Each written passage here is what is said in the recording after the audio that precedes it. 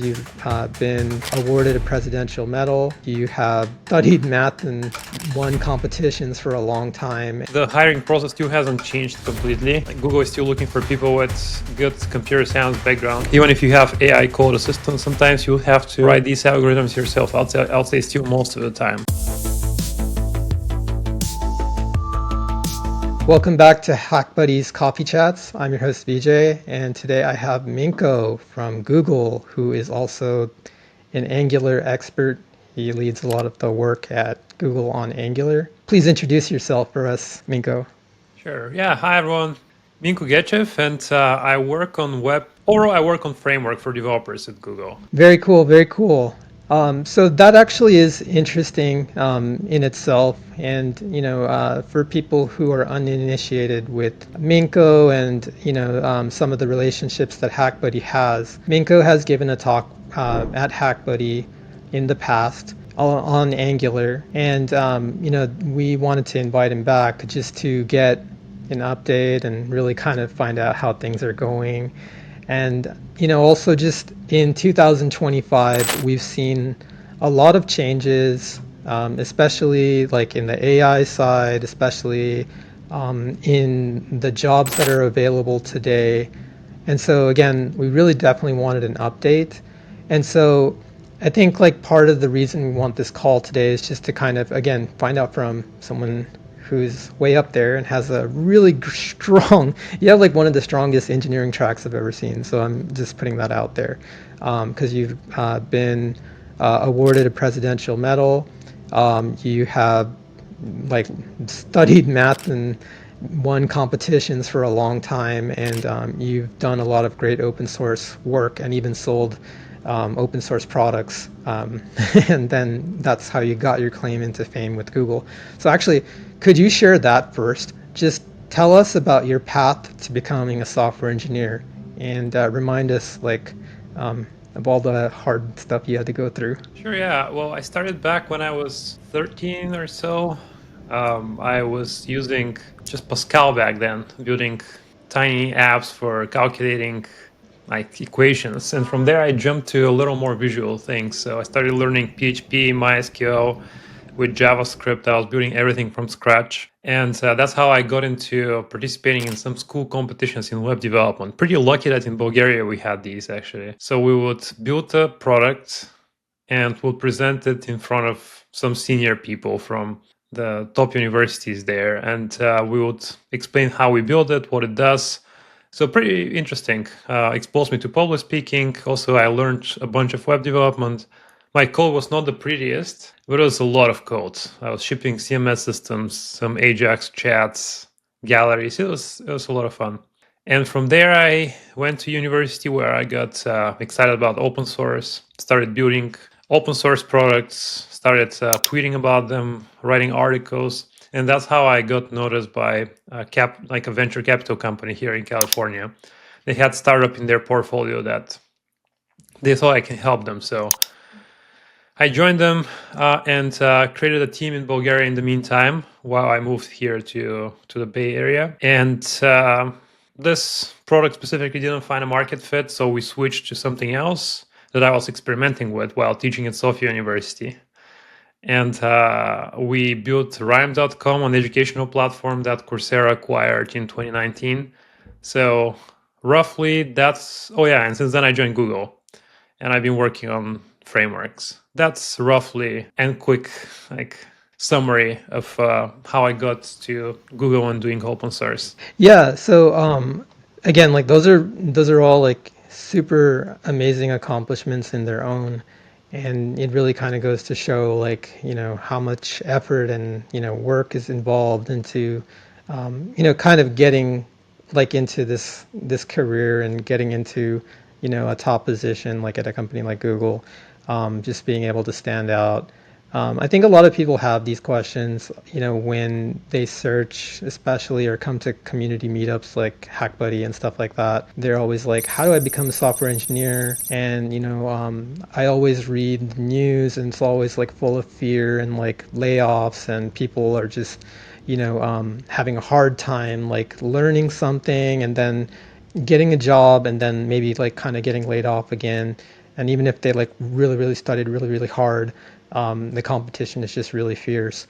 But then like I always want to weigh that with reality too, because like, as I was telling you before the show started, we're kind of living in an algorithm world where a lot of stuff is moving to the top because it trends. It's just, it's getting more views because it's popular for a certain reason, right? Like, bad news sells. Yeah. That's kind of like the idea here. So what's reality? Yeah, I would say definitely the industry is going through rapid changes, and I would say that's what I see around me too. There are a lot of layoffs, and it's not as easy to get into software engineering as it was before. Things are very much in motion right now. Things are happening, and we are not sure where we're going because AI is developing very rapidly. Like we're evolving these models; they're getting better by the week. So I'm actually looking forward myself for things to settle a little bit so that we can start actually like when we have hypothesis for where we will be going as developers to know for sure, because currently the state of things is we built a lot of new things. Some of them would succeed, some of them would not, and it's similar with the job market. We don't know where it is heading right now. Okay, so that's fair enough. I think that is actually a pretty good and honest answer, especially given a lot of the forums and stuff kind of say similar things. That it's a hard time, and AI is definitely replacing a lot of things. So that leads us into like the next question here is like, what are you doing as an engineer, given like you have so much accomplishment like at the moment, doing about it? Like, what are you what's your take essentially on how to survive or even thrive in this time period? What should engineers be doing? If you're new to the community, you'll definitely want to subscribe. So hit the subscribe button and instantly you will be connected to our network. I view myself sometimes as a customer, and so everything I'm saying is exactly what I would want for myself as I would want for you. We even have a magazine, and the magazine is something we just launched. It's like a summary magazine, but it helps kind of like guide people from like all the noise out there about like general social media like news and nonsense, and we distill it down like into like more higher quality information from like high quality sources, so that way you can be a little bit more leveled up about like emerging technology like AI, for example, or web development, software engineering. So this month we put out a guide to AI. It's aimed at some of the newbies out there and people who need fundamentals. If you like that direction, be sure to engage with us and let us know what more you want, what more kind of videos and magazine content you'd like. And by doing all these things, you're supporting the community, helping us grow.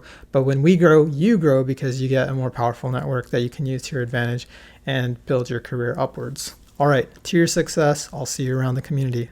Yeah, I would say getting familiar with the modern tools would be very important. Getting familiar with Cursor, I'd say that's going to be the tool that I would recommend, or Code or Gemini CLI. Getting familiar with all these and being able to use them effectively is pretty important. I see a lot of people rejecting them and saying, "Oh, they're just a hype." There is a little bit of a hype, but there is also a lot of it's backed up by a lot of facts. This hype, like they really make you productive. I've been using them consistently for the past few months, and I can definitely say that the boring things that previously would take me a couple of hours to, I don't know, add CSS and dialogues to a page, now it will happen in 2 minutes just by prompting the model. So definitely getting familiar with these tools will help. And at the same time, they're not preventing you from having to go very deep, because just as the tool is performing perfectly and it can add the UI quickly that you want it to, when it's sometimes it would hit an issue where it would have to understand deeply one of the third-party dependencies that you're using on the page, let's say, and it will not be able to gather the required context to fix your issue. So you have to go dig deep there, debug your node modules or whatever you're using, and figure out how to fix your problem. Sometimes include some Yeah. more traditional computer science problems that you'd have to understand too. So being familiar with the modern tools and also growing as an engineer, the traditional skills that you would assume that an engineer needs to have, both of them are pretty relevant right now. Yeah, yeah. So again, not to cut you off, but I just had a thought like as you were saying those things. So what I've heard a lot about the AI, especially for developers right now that are worried about like stuff, it's like one of the best debugging tools. And I think you're saying that too. Is that pretty fair to say that you use AI for a lot of debugging right now? I would like to. I use it a lot for understanding a system that I haven't seen before, and it's really helpful for that. Yeah, I would just literally sometimes take tens of thousands of codes, tens of thousands of lines of code, and I'll put them in AI Studio, and I'll start asking questions, and Gemini would give me all the answers. And if I am interested in digging deeper, I would ask about the name of the file, and I'll go and read it. It's wonderful. I'm definitely getting a lot of value out of these tools. Right on. So, so then, are you using Claude or are you using Google tools? What are I feel like Google as a company kind of, emphasizes using Google tools, as opposed to going out and using third-party tools. It's just something I've seen in the culture. Is that necessarily true? Like, do you guys, push your own stuff first, or you're pretty Yeah. relaxed about using anything? Well, it's definitely convenient to use Google tools because you don't have to pay additional subscriptions. uh, Yeah. I've been experimenting with both, just wanting to see where are we getting better results. And so far with Gemini 2.5 Pro, I've been getting great results. It's great for like very deep work. If I want to do something a little more quick, Cloud Sonnet like 4.0 or 3.5 works pretty well too. That's good. Okay, so let's move a little away from the AI topic for now. We'll come back to it. I think it's good to hear you say a little bit about AI, because it's always something that everybody's asking about, especially again in 2025. The other topic I kind of wanted to just steer us towards is web development, because I feel like that's more relatable for both of us. So in 2025, I think people are still using the same sort of tool chain that, has been dominant for maybe the last 5 years. I haven't really seen any large shifts, but I have seen like some, interesting libraries come out like Svelte. But it seems like Angular is still going really strong. You have Angular version 20. And, when I was looking at some of the Reddit forums out there, they were kind of talking about like new things, new developments coming out, like, for example, Signal Graph. So maybe we could talk about that. But before we get into any of that, like maybe just kind of talk to me, what is web dev like in 2025?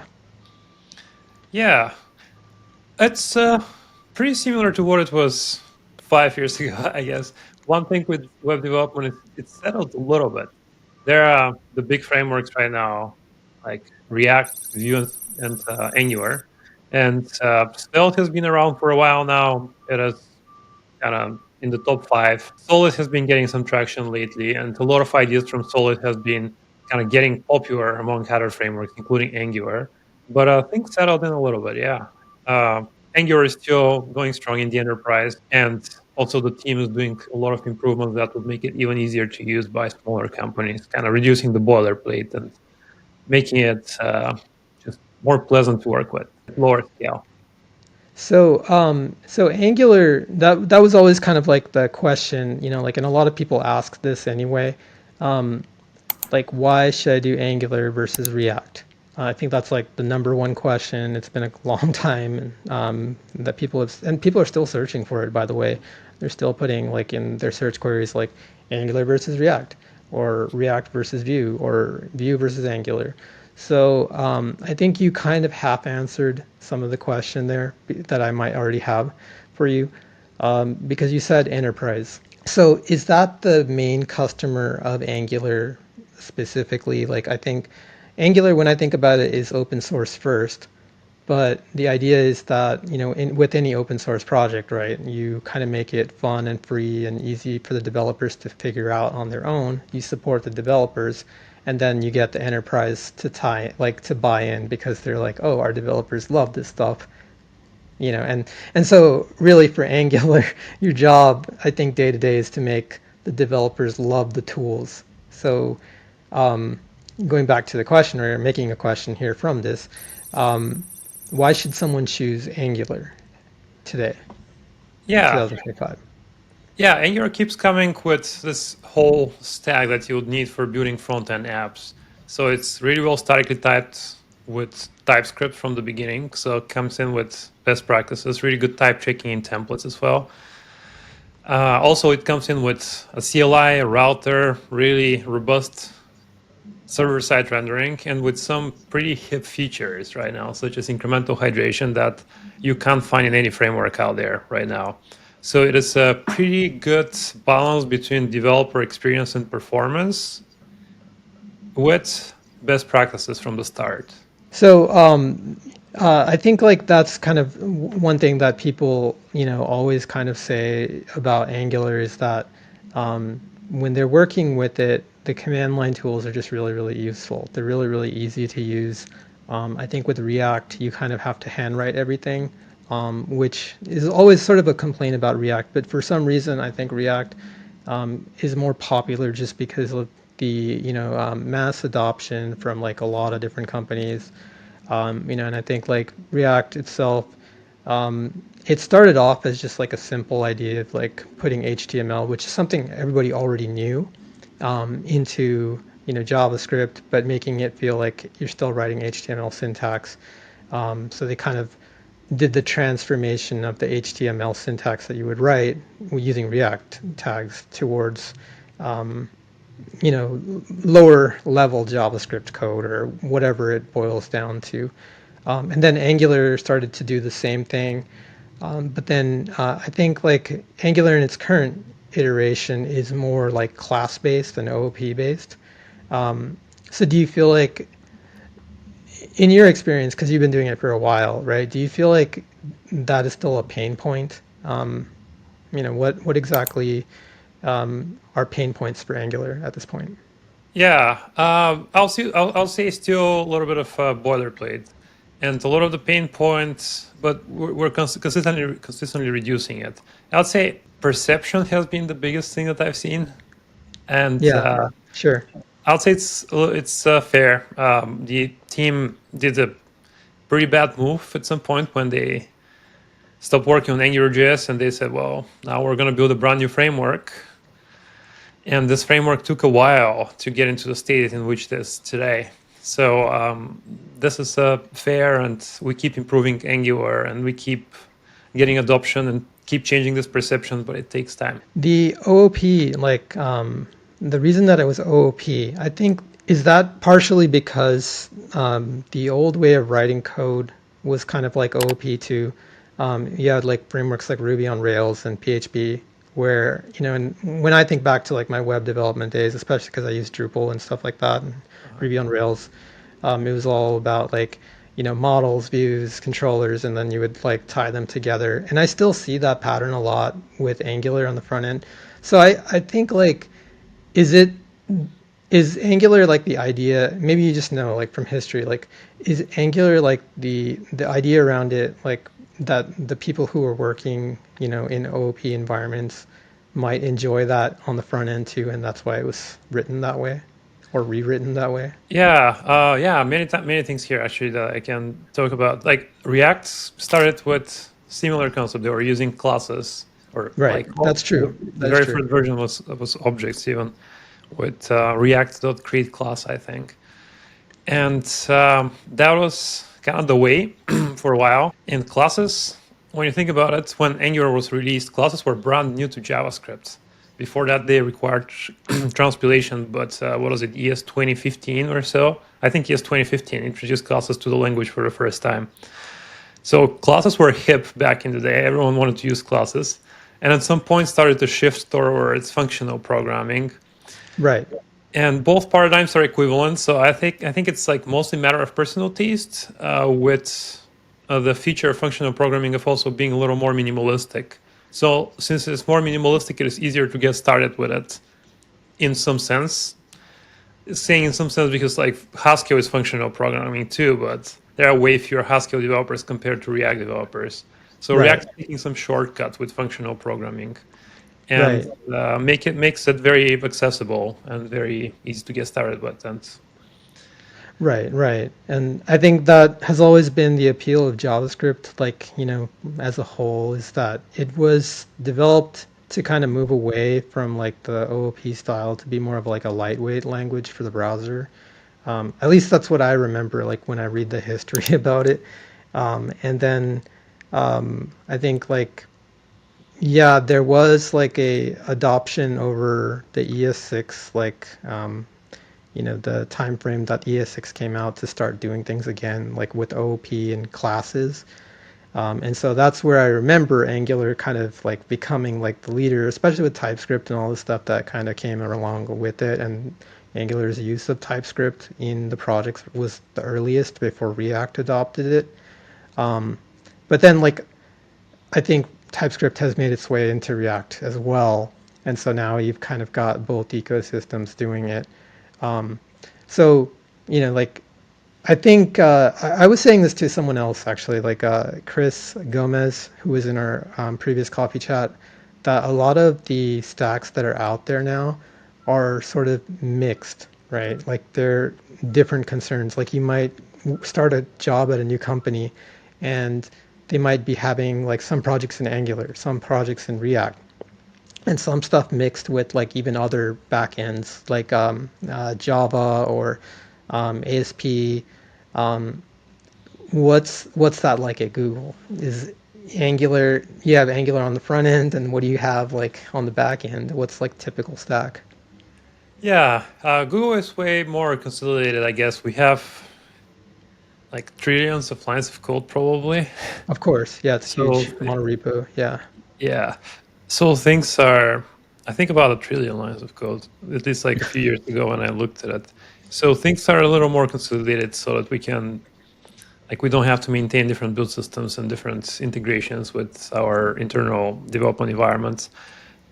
We have a lot of Angular for sure, like many thousands of projects. We have another framework. It is called Wiz. It is used for Google Search, Google Photos, Google Drive. All these kind of very popular user-facing products are using it. It is very much optimized around performance, and Angular has been optimized around kind of developer experience and interactivity. And even I was working on converging these frameworks into one for a couple of years now. So they're sharing a lot of common modules right now, the same reactivity, similar dependency injection, and event replay around server-side rendering. So, and even the same debugging tools right now. So that's on the front end. On the back end, Java, Kotlin, these are still very popular. I would sure. say probably more and more developers are using Kotlin. We have our custom backend framework that people are using. And there are a lot of protos, a lot of protobuf everywhere. That's kind of the standard RPC style communication. So actually, that makes me think of another point here. So let's talk about like languages, that are important in 2025. I've heard Google is very much a Java culture. That's where it got its chops, and then obviously they moved into like other languages too, like huge support for Python, then Go. I'm not sure about Rust. I've heard a lot about it, but I feel like Rust is its own external community. But There is some Rust as well, yeah. there's some Rust as well. What would you say is important, or what do you say like people, especially with web dev focus? Let's say like you're a mid-level engineer, you've been doing, a lot of React and Angular for years, and let's say you just want to work at Google, right? Like what is going to take you up to that next step to be considered, and even like let's say you can pass like the interview, what's really gonna make you stand out there? Yeah, definitely the hiring process still hasn't changed completely. People are still looking for, like Google is still looking for people with good computer science background because a lot of the problems that we're solving are very related to that. You need to understand how different data structures work. Even if you have AI code assistance, sometimes you have to write these algorithms yourself. I'll say still most of the time, or debug them Sure. if they don't work, if they're not functional. That's, I'll say, the main thing that Google is still looking to, especially if they're hiring for a software engineering role. It's really still about like making sure that you understand computer science fundamentals up front, and I think that's where they kind of push a lot of the load on, right? Like making sure that the person they're hiring has that like really strong foundation first. Especially being able to. And why do you think that is actually? Do you think it's because like so much of the code is written in a way towards like scaling and system design that they kind of feel like that's the most important thing? and then everything else you can kind of learn on the side, like JavaScript or Angular. Because like I remember again, like these are just conversations I've had from other talks or meetups and stuff like that. Um, but I remember people saying that like Google has a culture where they pretty much don't care what language you write. They just want to know that you understand like the theory and the software foundational stuff first, because they feel like they can pretty much onboard you into anything afterwards. Is that Yeah. true? Yeah, pretty much. It's so there are a couple of things here. The first, it's a pretty generic interview, not very personalized. Also because Google is a large company and hires a lot, Of course. and can't often afford to spend multiple weeks hiring someone. We need to. That's why also Google is pretty selective too. There are a lot of really high quality candidates who don't end up getting job offers because there was something during the interview that was a red flag, Sure. or there were not enough green flags even. Right. Right. Absence of green flags itself could be an indicator. Yeah, So and what's on like? and Mhm. on the languages, yeah, as long as you understand the fundamental concepts, there is always an opportunity to learn new syntax or a couple of new ideas. Like let's say you're Right. expert in JavaScript, but you have to write Rust. It's a pretty different language, but you will be able to eventually figure out how the borrower works, and you'll be able to um, get the novel concepts that Rust introduced. Yeah, yeah, I think because again you have like the strong foundation and you're just kind of like able to, get like the basic idea. I think like that's what I've heard a lot, right? Like it's like if you understand like what this thing is trying to achieve, then it's not going to be so much of a hurdle like teaching you like the syntax, because the syntax is like probably just like syntax can change over time. Actually, this kind of it goes back into AI itself. Like nowadays we kind of find ourselves people who are working with AI prompting and telling the AI to write the code for us, but then we still have to kind of figure out like what is the logic that we want to connect with this AI, because the syntax is now English. Would you say that's pretty accurate, Yeah, fair assessment? yeah, syntax is becoming higher and higher level, and we're in a place where we need to be able to prompt the model in English, and after that, fix the code too. So we need to understand both at this point in time, and probably it's going to be like that for a while for larger systems. Mm-hmm. Do you so at Google, like I hear from outside, but like, do you feel like a lot of the code is now being written with AI? Like AI is doing a lot more of the heavy lifting. Is that true? Yeah, for sure. A lot of things that were trivial before, and we had to write by hand. The AI can generate these things for us. We'll need to still make sure that we're providing the right prompts and the AI is generating the right thing. So this code needs to be reviewed. Everything is just as carefully reviewed as it was before when the humans were authoring the source code. Okay, so in the interview process, right? Like this is just me throwing out random questions here, but like, do you feel like you know, um, at any point in the interview process, are we talking to a robot, especially now? Not that I'm aware of. Like probably there is Okay, some selection process and there is like an automation there, but from there on, it's a recruiter and a bunch of engineers. so it's still human at the moment. Yeah, the interviewers are very much humans, for sure. I'm having to do some interviews, and yeah, definitely be there. Okay, okay, that's good. That's a shining thing to talk about in 2025. Like interviews are still human. Are interviews still on site, or are they, like over the web too? I've seen mixture yeah, I've seen mixture with all this new tooling that is coming, coming up for like cheating during coding interviews. Like Yeah. on-site interviews might be the better way to go, but I think probably the interviewing process would have to evolve at some point too. Hmm. Yeah, you kind of need a mix of like the in person and the online. I mean, like online is good for just like initial, but then you kind of want to have like an in person just to make sure that there wasn't any cheating going on. Like this person can actually whiteboard or something like that. So. Yeah, and we may need to figure out new ways to test developers, to select developers for a Hmm. job. I don't know what these things are yet. I need to spend way more time thinking about it, but there might be an opportunity. All right, so this is great. This conversation so far has been pretty great and just eye-opening in general for interviews. What I wanted to do next was just kind of like ask you some questions from the internet because we have a lot of them from HackBuddy itself. But here I am at the Angular Reddit, and what I noticed was, some of the top stuff that is out there now is we have Angular 20.1, and then there's also something called Signal Graph. Do you know what that is? Yeah, happened to work on this one. It is visualization of how reactive changes would occur in your application in a way. So when you have a signal, you can have a subscription to the signal within your template, and these would be two different nodes in the graph that will be connected. If you have a computer that depends on the signal, there will be another node. And sometimes it is useful at runtime to be able to inspect this graph so that you can see how the different productivity primitives are connected with each other. Yeah, that's a great video by this community member. Oh, okay. Yeah. So we definitely want to check this out because, again, this is like the latest new feature. Um, it just seems like this is what's been trending so far with Angular.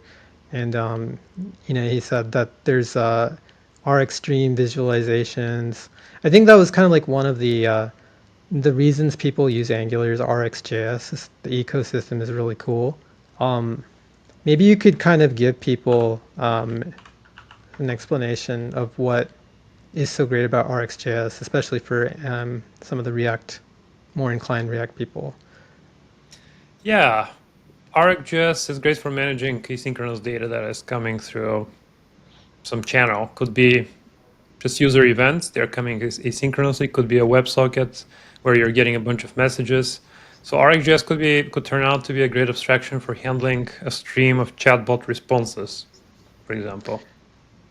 So it's almost like a very good library for hanging out with observables. Are you familiar with MobX, by the way? I'm just Yeah, curious. Okay, so is this very similar in that way? Like you create an observable and then you track it using RxJS? yeah, it's pretty general purpose library for managing asynchronous data. There are a lot of utilities there. Could get a little complicated sometimes. So if you start using very like custom operators, things can get a little hairy, but sticking to the basics is usually good. So you have observers and then you have observables, and then observables are like, pieces of state or pieces of data that, you tell observers to watch, and then essentially like those observers will, I guess in Angular, does this translate down to like re-render or like update themselves? Well, there are ArcGIS and Angular are kind of decoupled in that way. You can Hmm. use them together pretty well, and we have improved the integration, but also we still consider them different technologies. Angular still has core dependency on RxJS, which is something that in the long run we would like to change. Because, Okay. yeah, Very cool. I think like this is definitely worth looking into. And then also just the signal in general. Like, so signal graph kind of takes this a step further, I think, right? Is that essentially then what the idea is? You're yeah. watching. Well, something we did in like a few versions ago in Angular is to introduce signals for notifying the framework when some data has changed. They're significantly simpler than RxJS, less Oh, powerful, respectively, because like they're for managing like individual values. You're getting updates whenever they change instead of creating a whole pipeline of like operators to handle a stream of values. And right. yeah, and their simplicity is what makes them attractive for developers. Okay, that actually is interesting, and you can kind of see here too in this thumbnail preview. I'm gonna go and take a look at this afterwards just to kind of get more information. But like, this is nice because it looks like it is a notification. Like these are like toggles, and maybe this is changing something, here with this UI. So yeah, this is the top thing. There's also, I think, a couple other questions that I had for you with Angular itself. But so It looks like Angular has like 44,000 members, and for the Reddit, um, are you kind of like watching the Reddits like when you're building, just out of curiosity, Oh yeah, for the when team? we prioritize our backlog, we definitely look at like Reddit, Twitter, GitHub, talk to developers. There is a lot of exploration of a lot of like requirements gathering. If somebody has a question, do you or the team like specifically like answer, or do you kind of wait for them to make an issue like on open source with Angular, the project itself? Yeah, Lucky Angular has pretty big community. We have like millions of developers using Angular. So usually when there is a question on Stack Overflow or in the community Discord, someone responds pretty quickly. Okay, so the community is still super active. That's really great, actually, because like again, for web development, I don't know if people know these things. Like, so just kind of like putting them out there. Like there's an active community still if you're using Angular, and it looks like it's well maintained still, and it looks like it's doing exciting things like the signal graph and still working with RxJS. So those are really great things. Um, so with all that said, why do you think people hate Angular? I'm Yeah. just curious. Yeah, I've seen something like that happen with Java. Just at some point, Java stopped being cool, and Kotlin made it cool again. But a lot of people using Kotlin, even they don't realize it's still running on the JVM. And it was funny. I was at the conference a couple of like a month ago, JS Nation, and I was with in a forum with a lot of experienced developers, and I shared with them, well, Google actually doesn't do server-side rendering with JavaScript because we don't consider it to be performant enough. Instead, we compile templates to Java and we render them. And people had reaction, oh, that's a way to make it slow, which is funny because Java bytecode is so much faster than JavaScript still. And that's why Sure. we do it. So that because we need to serve billions of developers. So there is this perception about Java too that it's just hard to break, and unless you build a new thing, developers would keep thinking, "Oh, that's like this like old thing that nobody's using, besides these millions of other people that you don't know." So, what would be the reason then, like, for people to stay on Angular, like, or stay with Google in general? Like, do you feel like there are any exciting new developments coming out? Like, because I know Google, like, they tend to like make a lot of different things. So, do you feel like there's anything preview coming out, kind of cool thing, or people should just kind of like stay invested in the system a little bit Specifically longer? with Angular or overall? Yeah, Angular or in overall, like for web development. Oh, yeah, overall, there is so much happening in the AI space. Like Firebase Studio is something that people should look at. Also, Firebase, there are multiple initiatives within Firebase. There is something called GenKit that is a really neat SDK for using AI in JavaScript, and I think they released also GenKit for some other technologies recently as well. In Angular, we're constantly doing like a lot of work trying to improve the framework. There are new things coming up, such as forms. We're working on better integrations with different AI tools and making it even easier for you to add Gen AI capabilities to your applications. There is a lot actually. Google right now is shipping a ton. Like I Hmm. for my time at Google, which has been for the past like 6.5 years, I haven't seen Google ship as much. Congratulations. Yeah, Yeah, congratulations, by the way. thank you. Um, so okay, that's awesome. So I think this has been a really great conversation, and so far, you've given me a lot and the community a lot to think about. What I want to do is like definitely invite you back for a part two because I feel like there's just so much more we could ask and talk about. And so, you know, first off, again, thank you for your time today. I appreciate like, just jumping on this coffee chat with us and providing all kinds of great input. But that said, too, like I feel like there's just going to be a lot more questions that spin out of this. So we'd love to have you back on if that's okay. Sounds good. Yeah, I'll be happy to be back, and thank you for having me. Absolutely. Okay. Well, with that said, thank you again, Minko, and we'll see you around for the next coffee chat. And for those people watching, and if you have any questions about Angular or web development or Google in general, please save this video, like this video and subscribe, and then make sure to write in the comments what you're looking forward to, and we'll definitely get the questions out there for you. All right. With that said, thank you so much for your time today.